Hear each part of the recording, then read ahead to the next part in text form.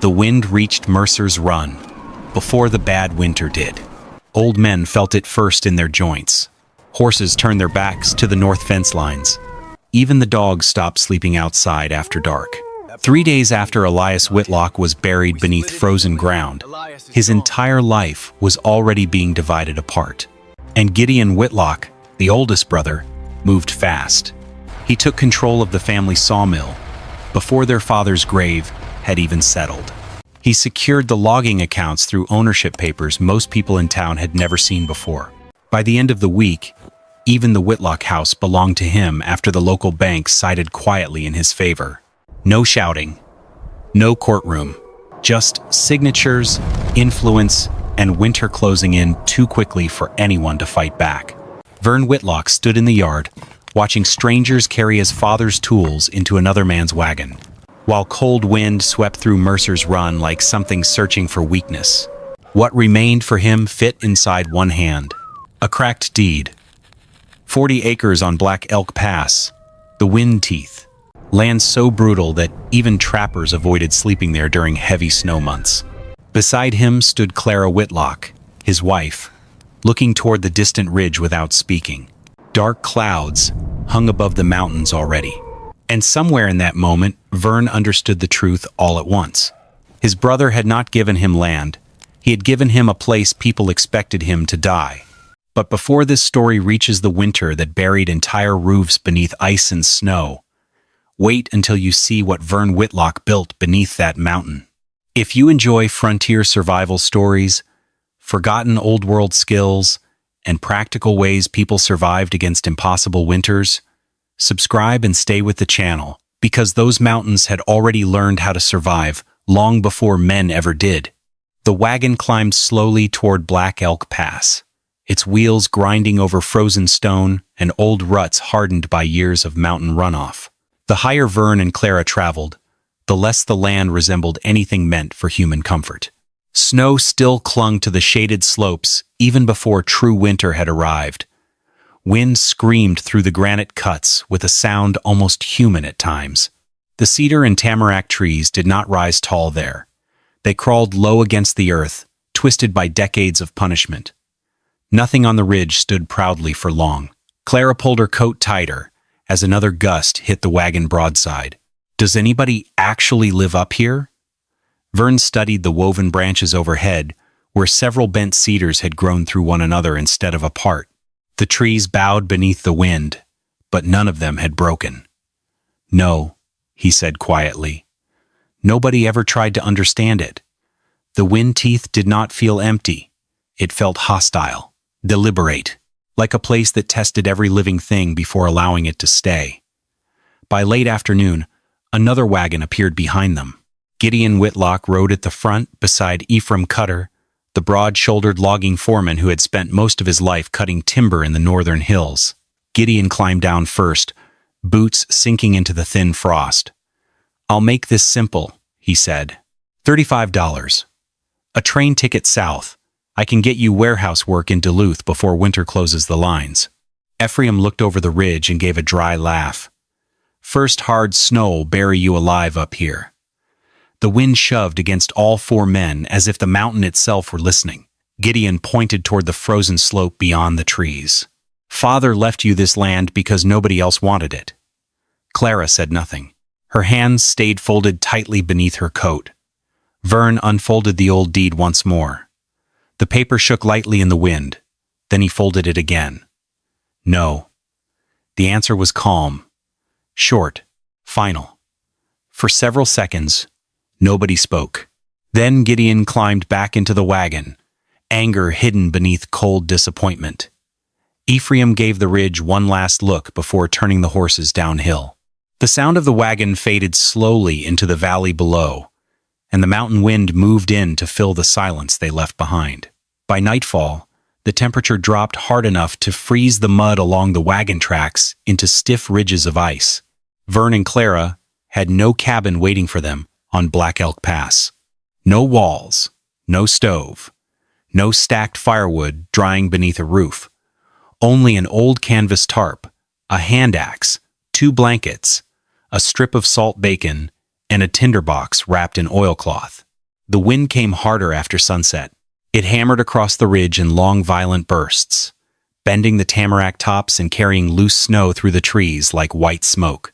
Vern led Clara deeper into a thick stand of cedar where the branches had grown low and tangled together over many years. The difference was immediate.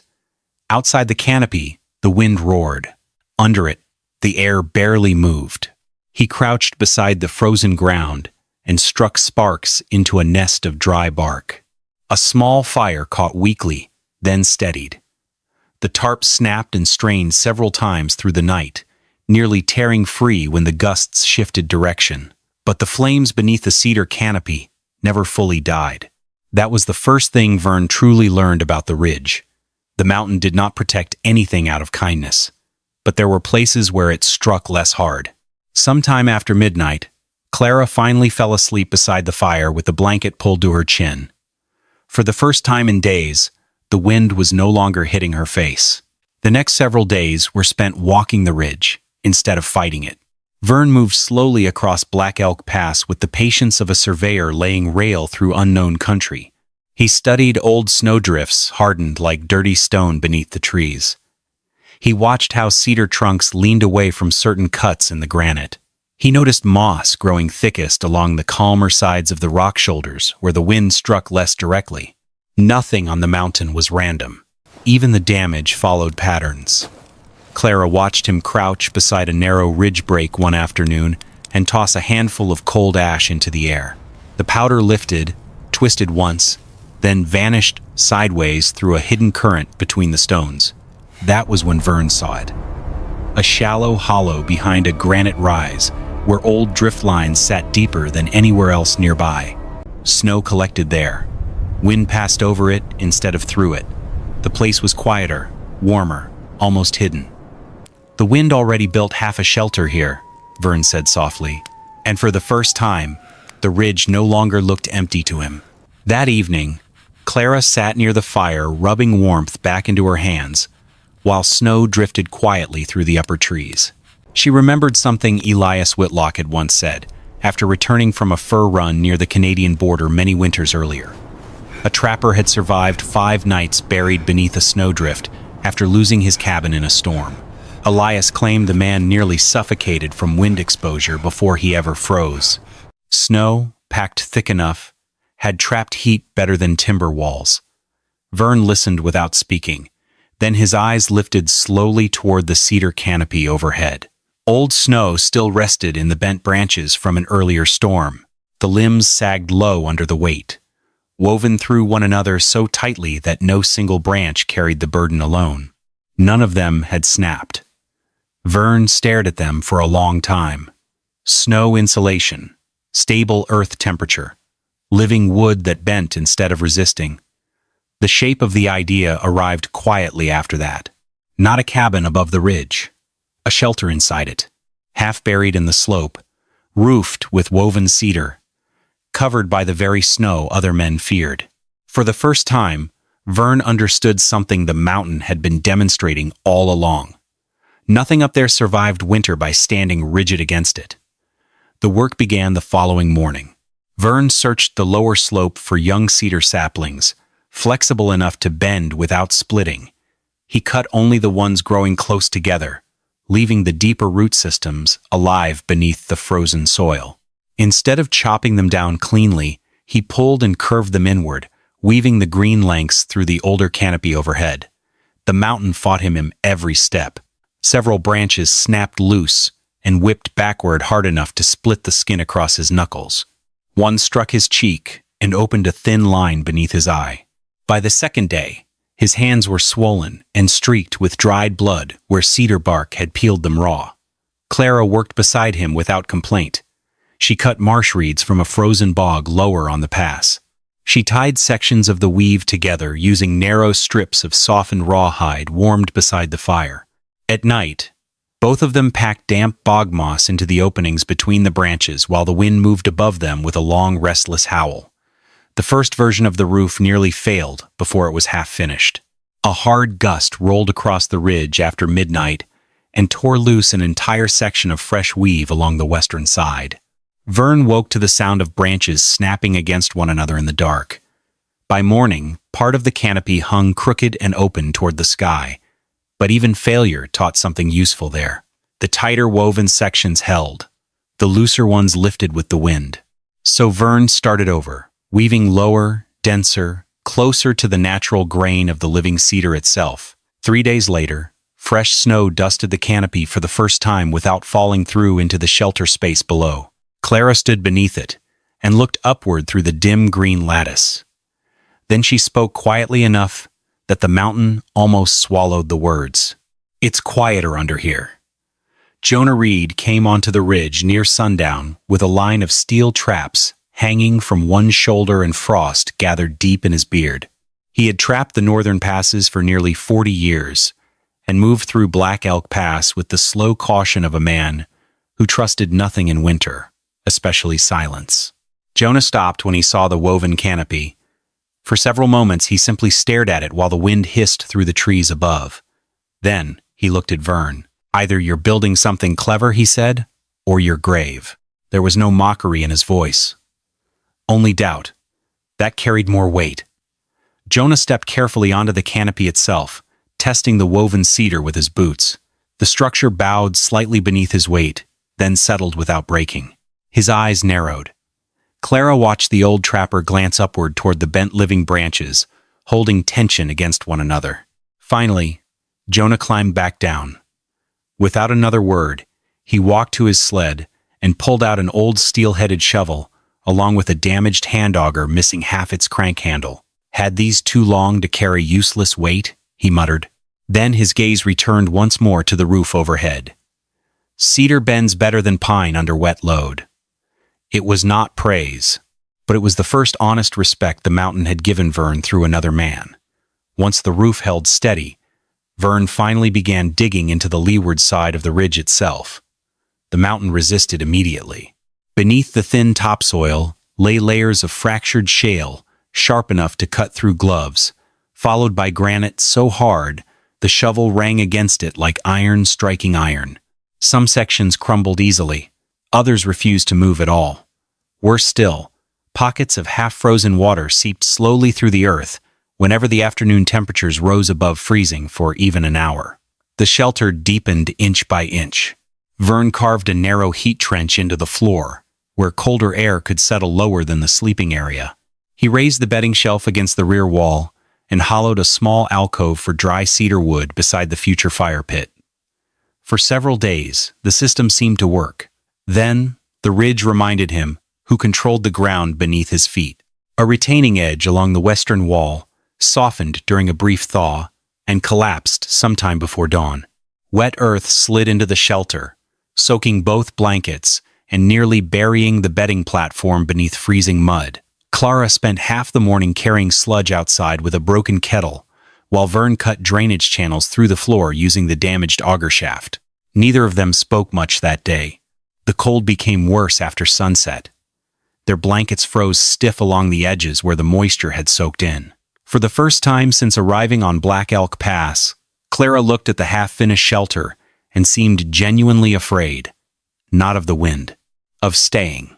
But sometime near midnight, Vern finally noticed something important beneath the frustration and exhaustion. The warmest part of the shelter was not the floor itself. It was the raised sleeping shelf above the drainage runoff. That lesson changed everything after that. The first hard frost silvered the ridge 3 mornings later.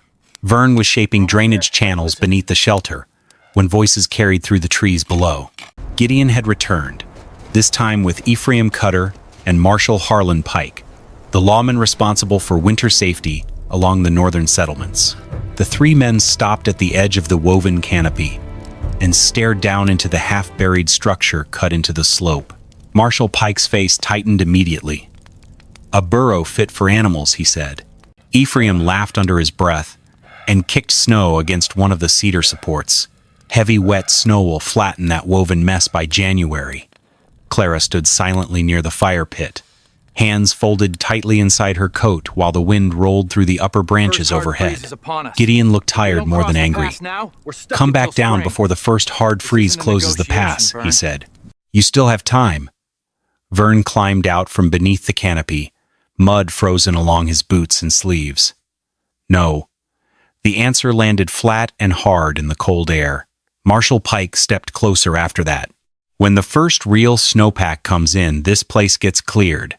That's official. No one spoke for several seconds. Then Gideon looked past Vern toward the frozen ridge stretching behind him. "Father left you this land," he said quietly, "because it was already dead."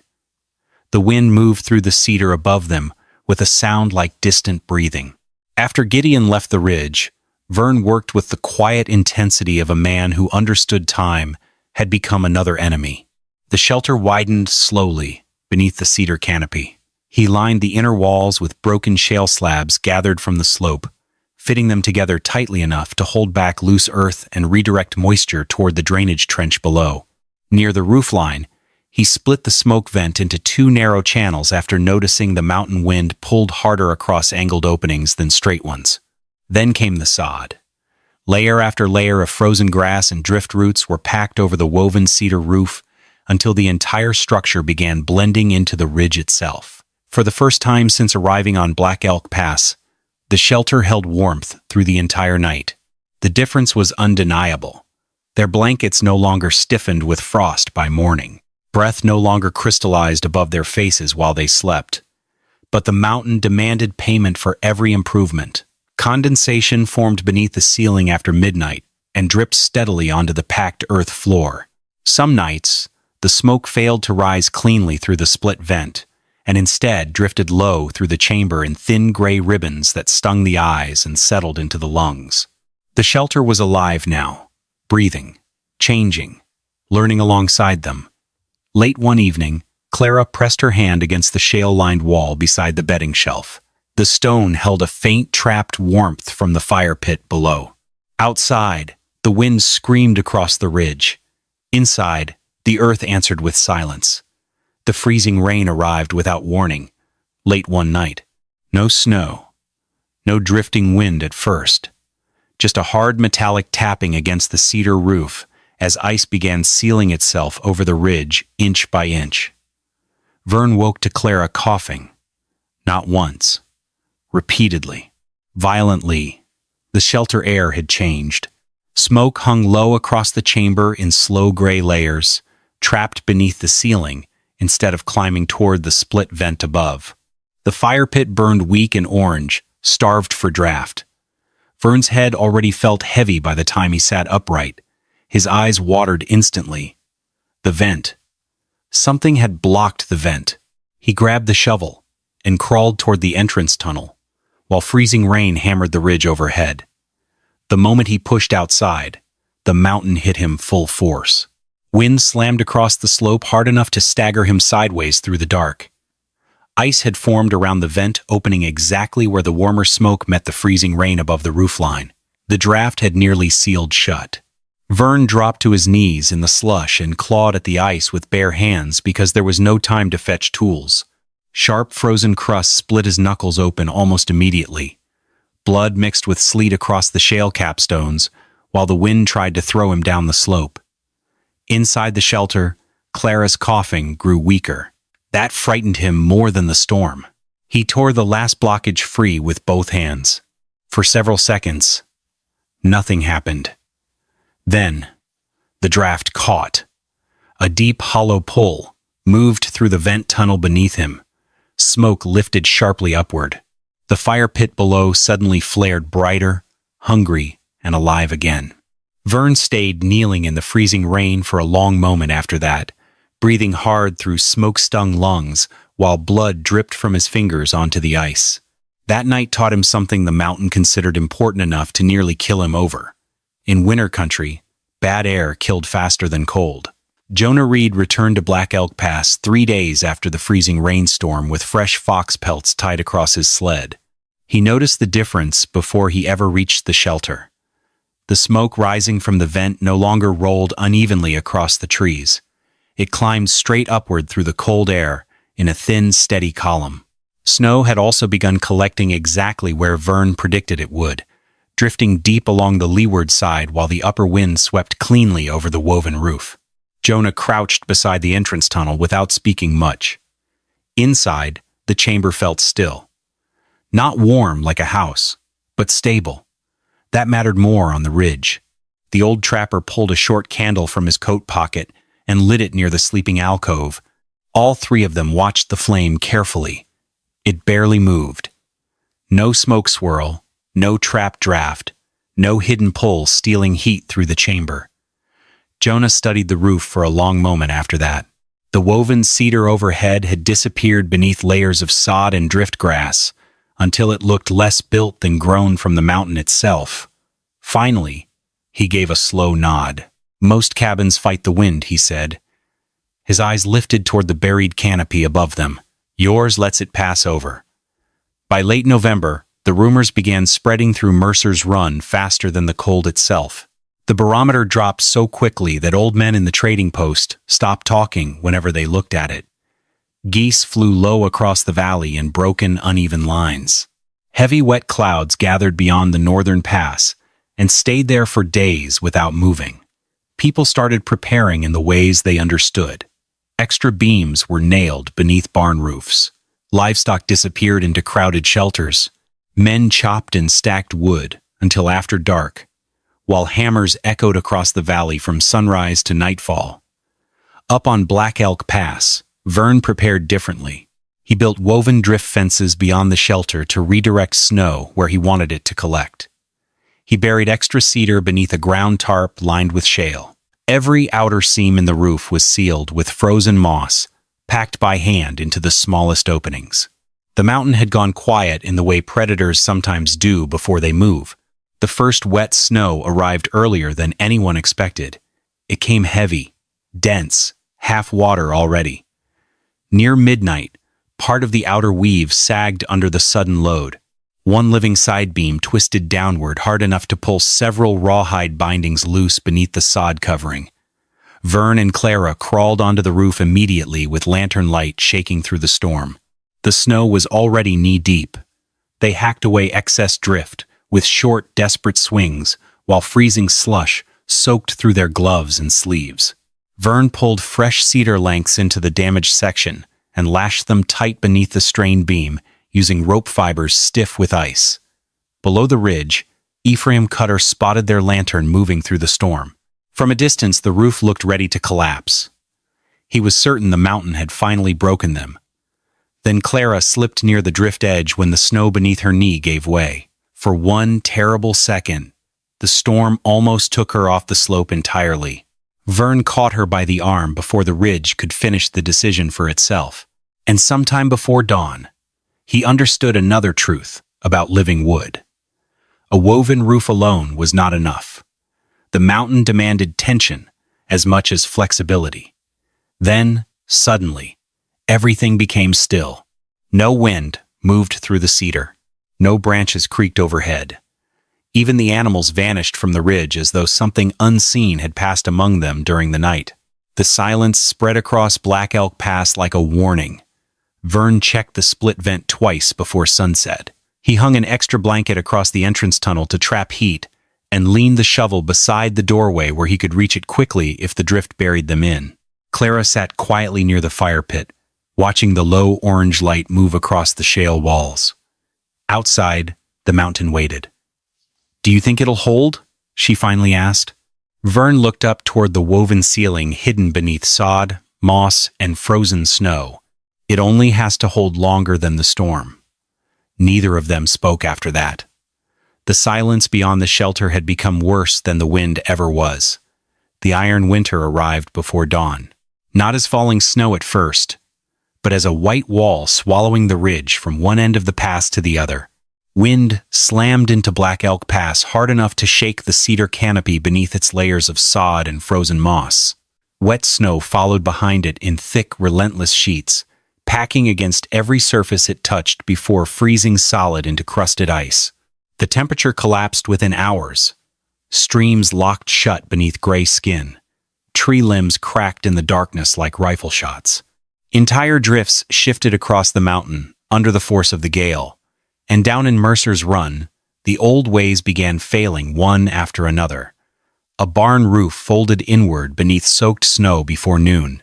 Men climbed onto houses with axes to hack weight from the rafters, while the wind tried to throw them into the street below. Chimneys froze closed. Smoke backed into bedrooms. Livestock died standing in crowded pens before the second night had fully passed. The storm moved faster than repairs, faster than strength, faster than pride. But beneath the ridge, inside the woven shelter buried deeper beneath every passing hour, a different world existed. The drift piling above the cedar canopy smothered the wind instead of feeding it. Sound changed first. The violent roar outside became distant and muffled beneath the growing snowpack overhead. Then the temperature stabilized. The fire trench glowed steadily through the darkness, while trapped earth warmth held close along the shale walls and raised sleeping shelf. The deeper the drift became, the less heat escaped, exactly as Vern believed it would. Ice sealed the outer layers of snow together until the shelter sat hidden beneath a frozen shell thick enough to block most of the mountain's fury from reaching them directly. Several times through the night, Vern pressed his hand against the ceiling supports, expecting movement. The woven beams held, the drift held. The mountain itself seemed to settle around them instead of against them. And somewhere beyond the storm, cabins built tall and proud continued breaking apart beneath the same weight now protecting the little shelter hidden under the ridge. The deeper the storm buried them, the warmer the mountain seemed willing to let them remain. By the fifth day, the entrance tunnel had narrowed to little more than a crawl space packed tight with drifted snow. Vern woke before sunrise and began digging upward with the shovel resting beside the doorway. The snow above them had hardened into layers so dense they cut free in heavy blocks instead of powder. Each strike echoed dully through the buried shelter like work beneath deep water. When he finally broke through to open air, cold light flooded down the tunnel. The world outside no longer looked familiar. Mercer's Run had nearly vanished beneath the snowpack stretching across the valley floor. Barn roofs appeared as uneven white humps. Fence lines were gone entirely. Roads had disappeared under windswept drifts taller than wagons, and their shelter. It no longer resembled something built by human hands. Only a smooth white mound remained against the ridge, with a thin column of smoke rising from a single dark vent near the top. Alive, breathing. Inside, the proof surrounded them in quiet, ordinary details far stronger than words. The butter near the fire trench remained soft enough to spread.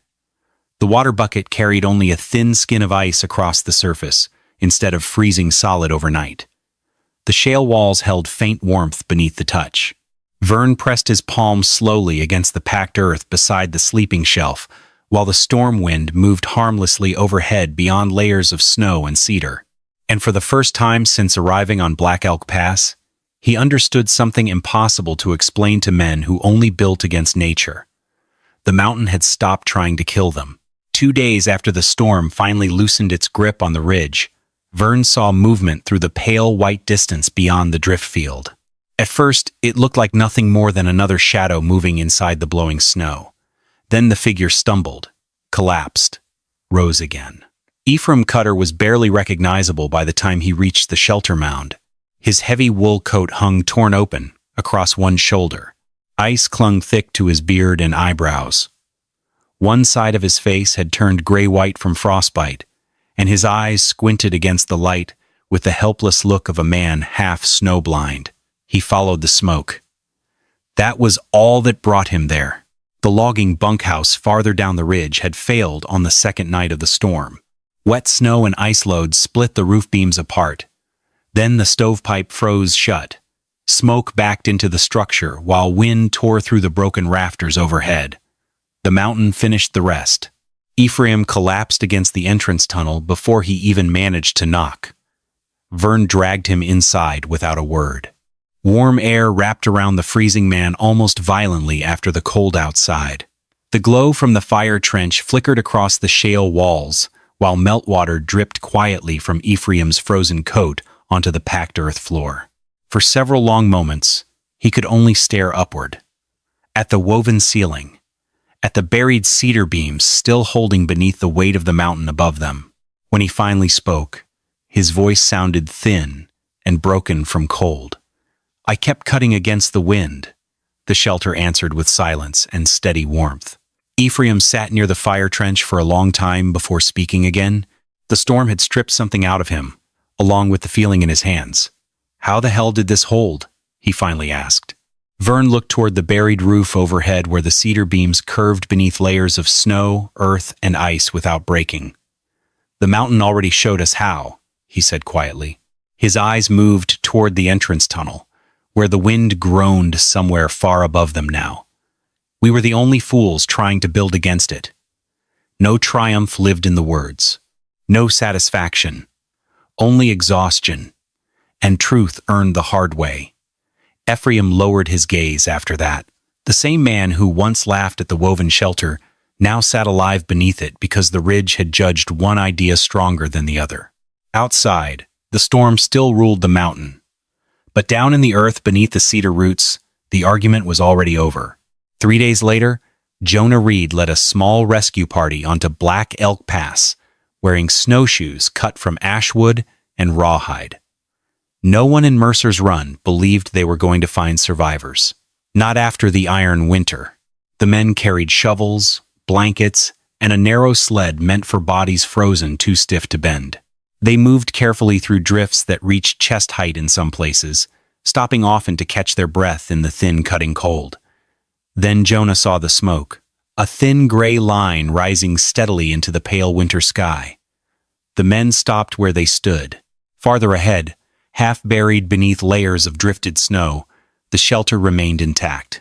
Not broken, not collapsed, hidden so completely within the ridge that it resembled part of the mountain itself. And outside the entrance tunnel, Vern Whitlock was splitting frozen cedar beside a chopping block carved directly into the snowpack. Alive, unhurried, unchanged. The sound of the axe echoed sharply through the white silence, while the rescue party stared without speaking. Inside the shelter, Ephraim Cutter sat wrapped in blankets beside the fire trench, with frostbite bandaged across both hands. His presence alone explained more than words could. One of the townsmen slowly removed his gloves, as though he no longer trusted what he was seeing. Jonah stepped toward the drift-covered roof carefully. Then, without ceremony, he climbed onto it. The buried canopy did not shift, did not groan, did not sink beneath his weight.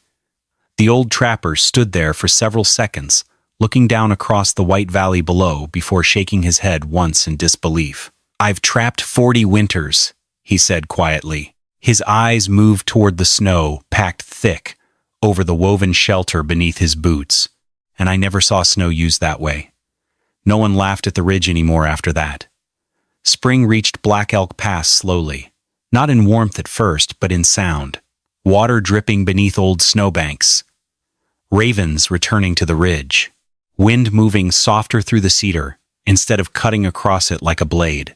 The shelter remained where winter had buried it. Alive. As the snowpack receded, the woven roof slowly revealed itself again beneath the thawing layers of drift grass and frozen moss. Green cedar shoots pushed through the weave exactly where Vern had left the living branches rooted in the earth months earlier. The mountain had not crushed the structure. It had sealed it, strengthened it, hidden it inside itself. People from Mercer's Run began climbing the ridge soon after the roads reopened. At first, they came out of curiosity. Then they returned carrying notebooks, tools, rawhide cord, and questions. Vern showed them how drift fencing redirected snow instead of fighting it. He explained why windbreaks worked better when woven low and uneven rather than tall and rigid. Jonah Reed demonstrated how to test airflow using candle flame and smoke pull before sealing a shelter for winter. Even Ephraim Cutter returned, not to argue, to learn. The same logging crews that once laughed at woven roofs began building lower bunkhouses with reinforced drift walls and buried wood caches along the northern camps. Farmers copied the snow fencing to protect livestock pens from crosswinds during blizzards.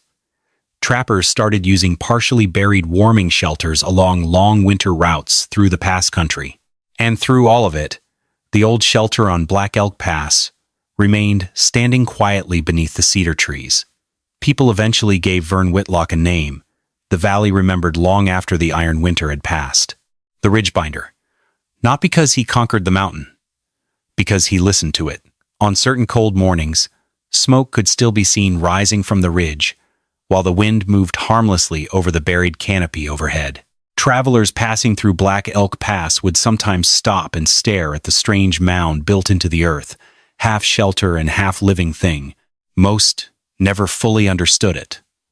But the mountain did. The frontier never rewarded the loudest man. Only the one patient enough to notice what the mountain had already been trying to teach. What about you? Would you have trusted a shelter made from woven branches before the deadliest winter buried the mountain?